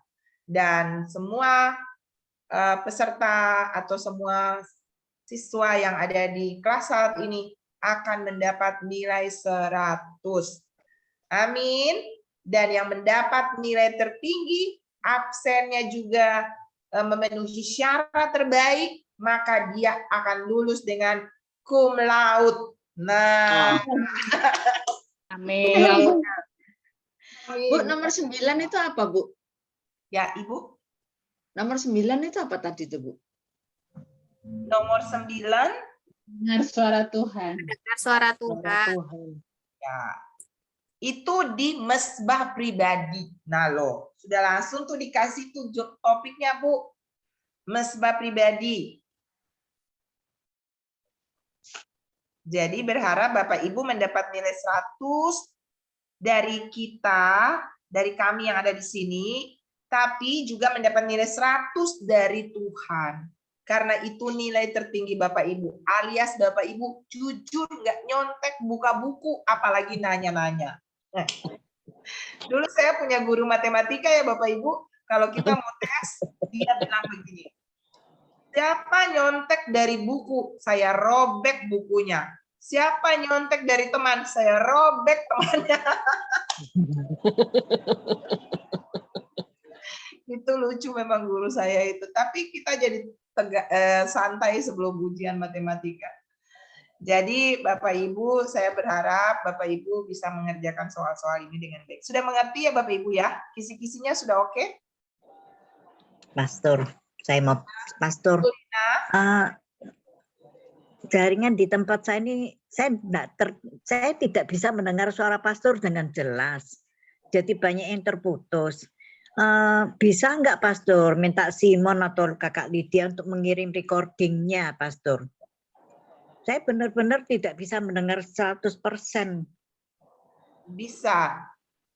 Oh, itu Kakak Lydia sudah kirim kisi-kisinya di grup WA. Nah, wah Kakak Lydia kirim kisi-kisi apa soal Kakak Lydia? Kisi-kisi Pastor. Kakak Lydia sudah kirim soal. Lebih gawat lagi Kakak Lydia kirim jawaban. Apa nyerempet-nyerempet dikit. Pastor, karena kita nenek-nenek, Pastor. Ini terperinci sekali. Nenek perlu dibantu itu ya. Sekarang ingat besok pagi suka lupa, Pastor. Betul sekali. Ibu Ati, tenang saja Ibu Ati. Pasti Ibu Ati dapat nilai 100. Amin, amin. Katanya orang Batak tuh, bukan katanya, memang iya ya. Orang Batak tuh pinter-pinter kok. Saya sambil di toko sambil jualan, Pastor, bukan di sekolah saya. Gimana mau konsentrasi ya Bu ya? Iya, besok lupa Pastor, hari ini ingat, besok lupa lagi. Maklum sudah uzur. Udah uzur. Yang penting semangat. Kami semangat aja Pastor, mau mendengarkan aja udah puji Tuhan. Ya, amin. Terus ibu-ibu, bapak-bapak ada 3 pilihan untuk praktek. Nah, kalau praktek ini nanti Bapak Ibu prakteknya sama Pastor Luther. Astaga. Mengerikan. Berat ini Pastor. Semangat Bapak Ibu. Itu ditanya jawabannya udah hilang Bu. Di rumah udah siap, begitu ditanya sama Pastor Luther udah hilang semua. Prakteknya ibu-ibu tidak ditanya. Bapak Ibu disuruh nanti kita pikirkan baiknya tuh apa dibikin video ya, kali dia ya. Apa dibikin video Pak Simon ya. Nanti kita bikin video. Nanti kita bikin Bapak Ibu bisa kirim mungkin videonya, kita bikin grup khusus yang ikut ujian ya, Pak Mon ya. Dan nanti dibikin video, nanti bisa dikirim. Nah, tapi sih sebaiknya sih live. Jadi itu lebih keren. Ya. Nah, 3 yang Bapak Ibu bisa pilih. Ini Bapak Ibu bisa pilih ya. Yang pertama, Bapak Ibu mendoakan orang sakit. Lebih bagus lagi kalau orang sakitnya ada dengan Bapak Ibu. Nah, jadi gimana caranya Bapak Ibu mempraktekkan mendoakan orang sakit? Yang kedua, Bapak Ibu bisa memilih untuk doa pelepasan. Waduh, berat banget Bu. Ya. Doa pelepasan berat banget itu Bu. Bu Leni, kalau doa pelepasan kan kita butuh untuk puasa, Bu Leni. Ya. Itu silahkan Ibu, silahkan. Loh, loh dulu Bu ya, kita di sini itu kalau praktek, Pak Luther suruh bawa orang gila. Cari di mana itu orang gilanya? Dulu kita punya komunitas biasanya mengundang orang-orang dari rumah sakit Dadi. Itu rumah sakit jiwa di sini. Jadi kita ada punya anggota. Jadi itu awal-awal ya kita ajak mereka. Kemudian yang ketiga Bapak Ibu, kesaksian pribadi. Bapak Ibu bersaksi tentang kehidupan. Itu alurnya Bapak Ibu harus tahu ya. Sebelum, saat mengalami pertobatan, apa, kapan, di mana, oleh siapa, apa yang terjadi dengan Bapak Ibu. Dan yang ketiga adalah setelah pertobatan, apa yang Bapak Ibu alami, perubahan hidupnya, apa yang bisa nyata dilihat. Jadi kesaksian pribadi Bapak Ibu bersaksi tentunya. Ya, jadi yang pertama mendoakan orang sakit, yang kedua menyatakan kuasa Tuhan, atau mendoakan orang untuk misalnya kelepasan atau apa gitu. Yang ketiga adalah bersaksi. Ya, Bapak Ibu bisa pilih, tidak tiga-tiga. Pilih aja salah satu untuk dipraktek. Betul. Ya, Betul. sesuai dengan passionnya Bapak Ibu apa. Kalau Bapak Ibu seorang pendoa atau Bapak Ibu mau bergerak di dalam sign and wonder seperti Pastor Luther misalnya, atau Bapak Ibu mau bersaksi. Nah, Bapak Ibu tinggal pilih mau yang mana. Tinggal pilih, nanti tolong kirim ke kami sebelum nanti Bapak Ibu ujian prakteknya. Bapak Ibu tolong kirim nanti ke Bapak Simon atau Ibu Lydia, Kakak Lydia. Tolong tulis nama dan Bapak Ibu pilih praktek mana. Kesaksian pribadi, doakan orang sakit, atau menyatakan kuasa Tuhan, doa lepas. Oke. Kapan Ibu ini Bu ujiannya? Setelah teori Ibu. Setelah teori. Teori kan minggu depan. Hari Kamis. Tanggal berapa itu Ibu? Hari Kamis Ibu. Tanggal 18. 19.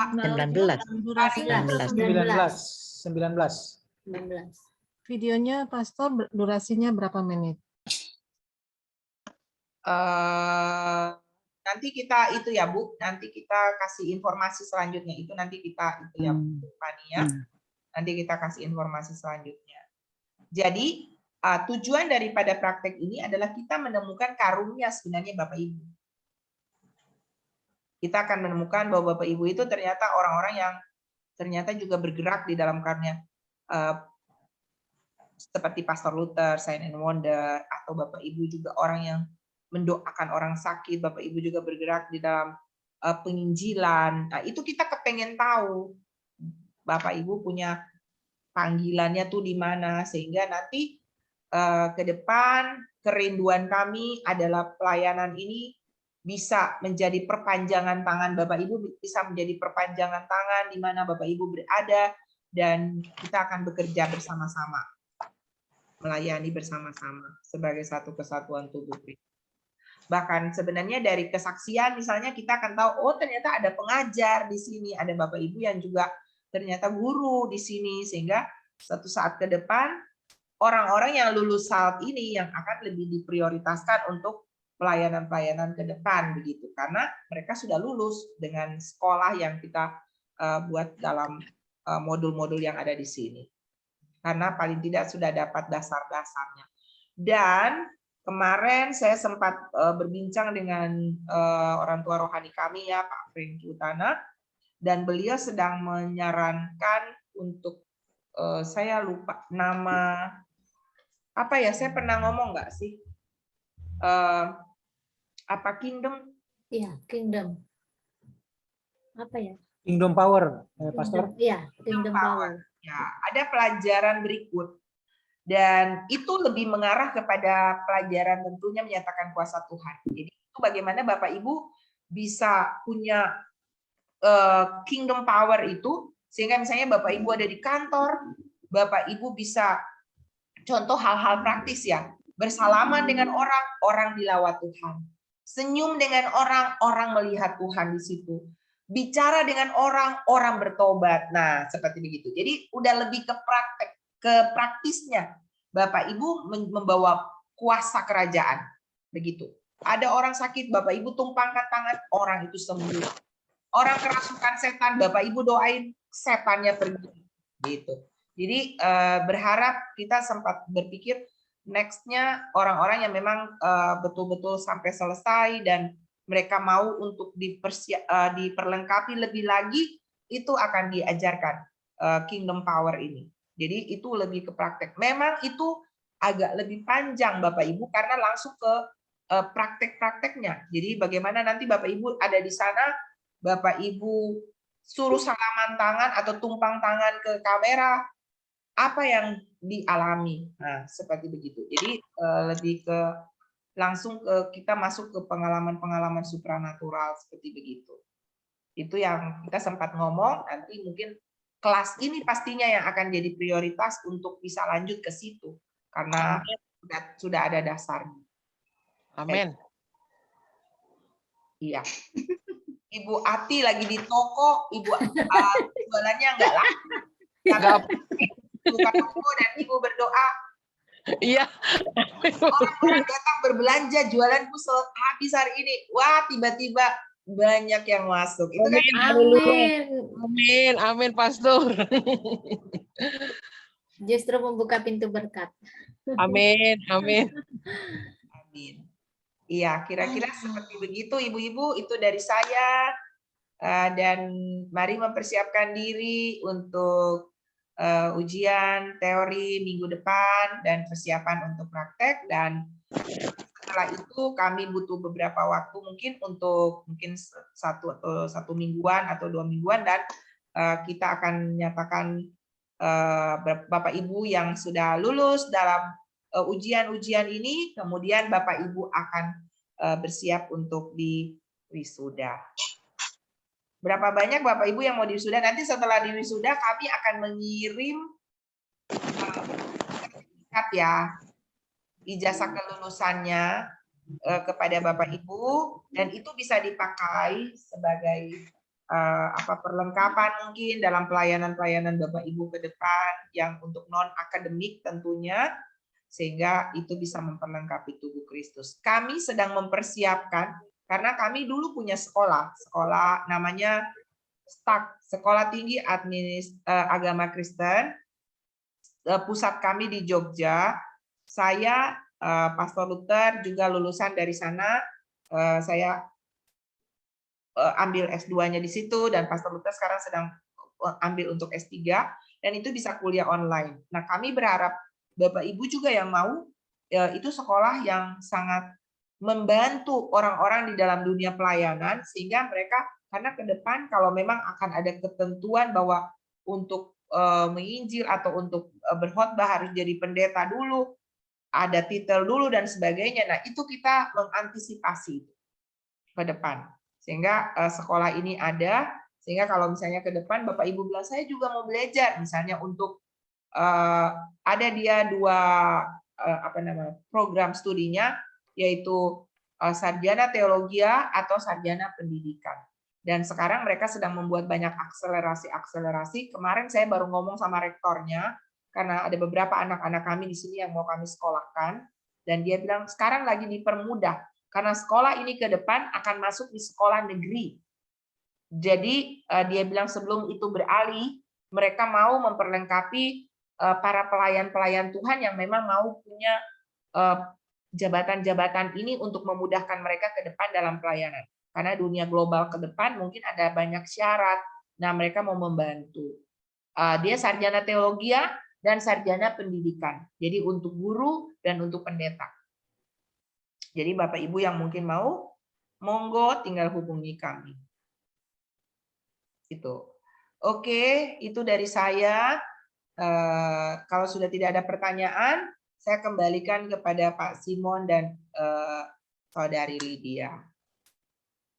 Tuhan Yesus memberkati Bapak Ibu. Terima Bu, mau kasih. tanya, jasa itu dikirim per email atau bagaimana, Bu? Nanti akan dikirim via Google Drive ya, Bu. Jadi nanti dikirim ke WA grup. Ujian dulu, Bu. Diakses. Ijazah nanti. Iya. Udah, yang penting imanin dulu pokoknya. Mau tanya dulu, Pastor Leni. Untuk ujian itu ada jamnya enggak ya? Jam berapa sampai jam berapa? Ada. Ada, Bu. Kira-kira takutnya kalau pas minggu depan ini ada acara lah apa? Kita pakai jam, jadi kita misalnya nanti kita akan tentukan misalnya akan ada 10 soal. Jadi kita akan nanti abis ini saya akan dengan teman-teman kita akan ini kira-kira satu soal itu kita kasih nilai berapa, jawabannya itu berapa menit, sehingga nanti kita akumulasi semuanya sehingga semuanya itu berapa jam gitu, Ibu. Bu, pesan jangan malam-malam Bu untuk luar negeri nih Bu ya. Kalau terlalu malam udah ngantuk. Kita langsung masuk langsung ujian Ibu. Paling doa di awal, lalu Ibu langsung ujian. Jadi memang nggak lama kok Bu, nggak lama. Nggak, jangan terlalu malam Bu, soalnya kita kan bedanya cukup jauh ya. Oh iya, ya baik, ya. Udah ngantuk nanti Bu. Ya. Jam-jam begini ya, bahkan lebih di awal ya, kakak Lydia. Ini udah jam 10 lebih Bu. Ya, makanya, Bu. Iya, karena kan tadi saya sudah ngajar panjang lebar. Nah, ini nanti nggak akan Bu. Pas masuk jam 7 itu udah langsung. Kalau jam 7 tuh 10 loh Bu, waktu Sydney Bu, kemalaman Bu. Iya, maksudnya kan karena sudah waktunya ini, kalau ibu-ibu mau lebih maju, yang penting semuanya oke, jam 6. Tapi kalau mau jam 7, berarti jam 7 Teng sudah ujian. Berarti masuk kalau bisa setengah jam sebelumnya. Sudah masuk. Ya, Pak Simon ya. Ibu Leni, iya. Tadi ada satu pertanyaan tadi dari peserta dari luar negeri juga. Jadi mungkin nanti untuk khusus untuk teman-teman yang di luar negeri, mungkin kita akan kasih waktu khusus lah, ya Ibu Liliani. Iya, benar. Iya, untuk teman-teman yang di luar negeri. Saya kira gitu Ibu Leni ya. Tadi ada pertanyaan tadi dari Ibu di luar negeri juga. Jadi waktunya dimundurin lah. Loh, jangan dimundurin tambah malam. Dimajuin. Iya. Waktunya dimajuin. Dimundurin tambah malam. Iya. Waktunya dimajuin. Ngantuk, gitu. Khusus untuk yang peserta dari luar negeri. Iya. Nanti selesai ini baru nanti kita ini Bu. Nanti di-share di grup mana baiknya lah. Iya, oke, good. Oke, ibu-ibu, terima kasih. Tuhan memberkati semuanya. Kali dia ada mau apa lagi? Foto bersama? Iya, kita mau foto bersama dulu ya Bapak Ibu. Kayak kita merilekskan muka-muka yang tegang. Jangan panik Bapak Ibu. Soalnya gampang banget Bu, Bapak Ibu sih sudah melihatnya. Yang Pastor Leni sampaikan itu udah soal sih Bapak Ibu, jadi tinggal dicari aja di bukunya pasti ketemu kok jawabannya. Kalau nggak ketemu tanya Lydia ya. Aduh gimana ya Bu ya? Oke, baik Bapak Ibu, silakan open kamera. Ini ada 4 slide, jadi mohon senyumnya ditahan ya Bapak Ibu ya. Oke, kita mulai dari slide yang pertama. Silakan lihat ke kamera. 1, 2, 3. Baik, ke slide yang kedua. Tetap tahan senyumnya Bapak Ibu. 1, 2, 3. Sekarang di slide yang ketiga. 1, 2, 3. Dan slide yang terakhir, tahan lagi Bapak Ibu. 1, 2, 3. Oke. Bapak Ibu. Ini masuk slide yang keberapa nih saya? Di slide pertama Bu. Jangan lupa untuk mengisi absensi. Mungkin ini sebelum berakhir, saya mau memperlihatkan bagaimana nanti bentukannya kalau misalnya kita akan mengisi soal, betul Bapak Ibu. Ya, jadi ini untuk link trial testnya, Bapak Ibu bisa akses. Nanti saya kirimkan di kolom chat sekarang. Nah, itu link trial testnya. Jadi saya share screen aja ya Bapak Ibu ya biar cepat karena ini mudah banget. Saya yakin Bapak Ibu bisa mengerti. Nah, jadi nanti tesnya ini akan kita akan menggunakan Google Form. Jadi karena ini tesnya online, jadi Bapak Ibu untuk memudahkan juga pengisian, biar Bapak Ibu nggak bingung caranya kayak gimana, nanti kita akan menggunakan Google Form. Nah, ini soal-soal yang ada di sini bukan soal aslinya ya Bapak Ibu ya, ini hanya contoh soalnya. Jadi tadi seperti yang Pastor Leni sampaikan, ada soal pilihan ganda dan ada juga soal jawaban singkat. Nah, jadi Bapak Ibu nanti untuk pilihan gandanya bentuk soalnya seperti ini, dan untuk jawaban singkatnya Bapak Ibu bentuk soalnya ini seperti ini. Jadi nanti Bapak Ibu bisa menjelaskan karena ini bentuk jawabannya dibuat dalam bentuk paragraf. Jadi nggak perlu khawatir, nggak cukup kata-kata, ada minimal kata, karena ini dibuatnya dalam bentuk paragraf, jadi disesuaikan saja dengan jawaban sesuai dengan soalnya. Dan untuk soalnya nanti Bapak Ibu, nanti ini kalau misalnya Bapak Ibu sudah mengisinya, itu nanti secara otomatis di sistem kami, poin Bapak Ibu akan muncul. Jadi makanya dari tadi diingatkan kembali Bapak Ibu jangan lupa untuk lihat lagi, baca lagi, pahami lagi e-booknya yang sudah dibagikan di grup, karena kami hanya mengambil jawaban dari apa yang sudah diajarkan dan ada di e-book tersebut. Jadi jawaban-jawaban itu yang akan kami hitung sebagai poin jawabannya. Nah, kurang lebih seperti ini, sama pengisiannya sama seperti mengisi absen ya Bapak Ibu ya. Tidak susah. Nanti di sini akan ditambahkan nama dan juga nomor urut Bapak Ibu, jadi kami bisa membedakan jawaban Bapak Ibu sekalian. Ada yang mau ditanyakan Bapak Ibu? Atau kurang mengerti dengan penjelasan saya? Semuanya sudah... Durasinya berapa lama Kak Lydia? Maaf, saya mau tanya. Iya, bagaimana? Ini yang trial test ujian ini, maksudnya dibagikan, terus nanti paling lambat itu Kamis gitu kah? Maksudnya untuk diserahkan gitu ya? Ini trial test ini hanya kurang lebih contoh bentuk ujiannya seperti apa. Jadi karena tadi kan Pastor Leni membagikan kisi-kisinya dibagi dalam bentuk tiga soal, ada pilihan ganda, ada isian dan jawaban singkat. Nah, jadi di sini trial test ini bertujuan untuk memperlihatkan kepada Bapak Ibu apabila bentuk soalnya pilihan ganda, maka contoh soalnya seperti ini. Kalau jawaban singkat, bentuk soalnya seperti ini. Seperti itu. Jadi berarti ini ujiannya beda sama yang homework tadi ya, yang PR tadi ya, beda ya? Iya, beda-beda. Ini hanya trial test saja. Kalau misalnya Bapak Ibu mau coba-coba isi, boleh. Kalau enggak juga enggak apa-apa, karena emang tujuannya hanya untuk membantu Bapak Ibu memperlihatkan kurang lebih seperti apa bentuk soalnya. Seperti itu, Bu. Oke, makasih, Bu. Kak. Iya.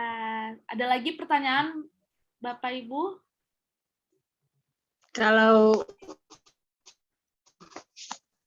Kalau soal itu harus ada petunjuknya di atas. Oh iya benar Bu, ini hanya dibuat untuk percobaan saja, jadi nanti next-nya akan diperbaiki. Apakah ini pilihan ganda itu kan harus ada petunjuk. Oke, baik, terima kasih Bu. Ada lagi Bapak Ibu yang ingin bertanya, boleh langsung di-unmute saja. Multiple choice. Iya.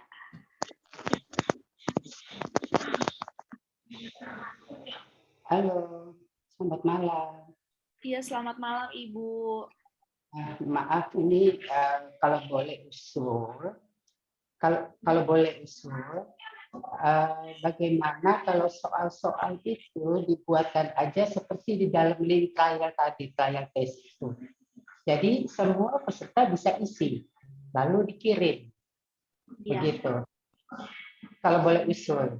Ya, baik Bu. Memang untuk ujiannya akan dibuat seperti itu juga kok Bu. Jadi nanti untuk ujiannya linknya akan dibagikan seperti yang tadi saya bagikan. Nah, nanti Bapak Ibu bisa tinggal langsung klik, tinggal langsung isi juga. Ya, jadi nggak nggak usah lagi ada tanya jawab seperti benar. gitu. Jadi lebih baik dibuat aja soalnya di dalam building, lalu kita setiap peserta kita isi, setelah isi baru kita kirim, begitu aja. Jadi nggak terlalu sulit ya. Kalau praktek mungkin bisa seperti ini melalui Zoom kalau Iya. praktek. Baik, terima kasih Ibu. Ya. Iya. Ada lagi Bapak Ibu yang masih ingin ditanyakan mengenai pengisian ujiannya? Semua sudah oke? Oke, karena kayaknya dari muka-mukanya Lydia rasa Bapak Ibu di sini sudah paham ya. Tinggal mempersiapkan diri untuk nanti akan ujian beneran.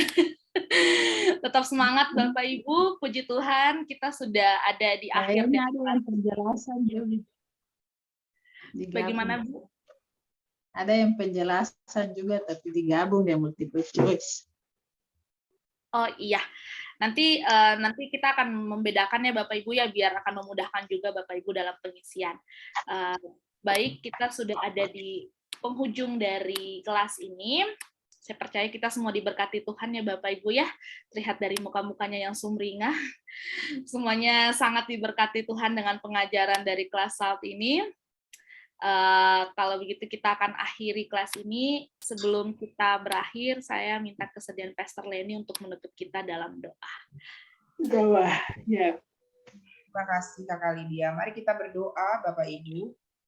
Bapak yang baik, terima kasih untuk malam hari ini. Terima kasih untuk anak-anak-Mu di dalam angkatan kelas SALT ini Tuhan. Kami percaya bahwa bukan kami yang memilih Engkau, tapi Engkau yang memilih kami. Dan Engkau yang telah menetapkan kami untuk kami pergi dan menghasilkan buah. Dan buah kami adalah buah yang tetap, buah yang manis, buah yang dapat dinikmati oleh Tuhan dan oleh sesama. Hamba-Mu berdoa dalam nama Yesus supaya semua pelajaran yang sudah didapat oleh setiap anak-anak-Mu di dalam angkatan SALT ini tidak ada yang hanya menjadi knowledge mereka, tapi aku berdoa ini menjadi satu gaya hidup dalam kehidupan anak-anak-Mu, sehingga mereka tampil bersinar dimanapun berada, di tengah-tengah dunia yang ada dalam kegelapan. Mereka akan membawa terang Tuhan dimanapun mereka berada. Tuhan memberkati setiap pelajaran yang sudah diterima itu, sehingga itu menjadi benih-benih yang bertumbuh subur di dalam kehidupan setiap anak-anak-Mu Tuhan. Dan kami percaya dalam nama Yesus dari kelas ini akan muncul para rasul, akan muncul para nabi, akan muncul para gembala, akan muncul para guru, akan muncul Tuhan, hamba-hamba Tuhan yang diurapi, baik mereka yang ada di dunia marketplace, maupun mereka yang ada di dalam dunia-dunia, di dalam pelayanan, di dalam gereja-gereja-Mu Tuhan. Kami percaya akan ada banyak Barnabas yang melahirkan Rasul Paulus, dan akan ada banyak Rasul Paulus yang melahirkan Timotius. Hamba berdoa dalam nama Yesus supaya urapan-Mu bekerja, semua yang baik yang ada pada kami sebagai pengajar ataupun yang ada pada setiap anak-anak-Mu Tuhan. Hamba berdoa terjadi pelipat gandaan dan itu menjadi milik kehidupan daripada setiap saudara-saudaraku, sehingga mereka pergi dan mereka saat ini mungkin menjadi murid, tapi Tuhan akan lahir para guru dari kelas ini dalam nama Yesus, sehingga mereka akan menciptakan para murid-murid yang luar biasa, murid-murid yang handal, seperti Barnabas menciptakan Rasul Paulus, menemukan Rasul Paulus dan melatihnya menjadi seorang rasul yang luar biasa. Maka aku berdoa akan muncul Tuhan Barnabas yang akan dipakai Tuhan dimanapun anak-anak-Mu berada Tuhan, sehingga akan ada terang Tuhan di kantor-kantor, di sekolah-sekolah, di keluarga-keluarga, di setiap komunitas, dimanapun mereka berada, mereka akan membawa terang Tuhan itu di dalam nama Tuhan Yesus. Dan Tuhan berkati mereka dengan kesehatan, dengan kekuatan, dengan hikmat, dengan kebijaksanaan yang daripada Engkau. Hamba berdoa seperti air menutupi dasar samudera. Firman-Mu berkata, demikian pun bumi akan ditutupi oleh pengenalan akan Tuhan. Dan yang akan membawanya adalah setiap anak-anak-Mu dari kelas ini, Bapak. Dalam nama Tuhan Yesus, aku berdoa dan memberkati dan mengutus setiap saudara-saudaraku, Bapak Ibu yang ada di dalam kelas ini, untuk mereka pergi dan membawa terang Tuhan.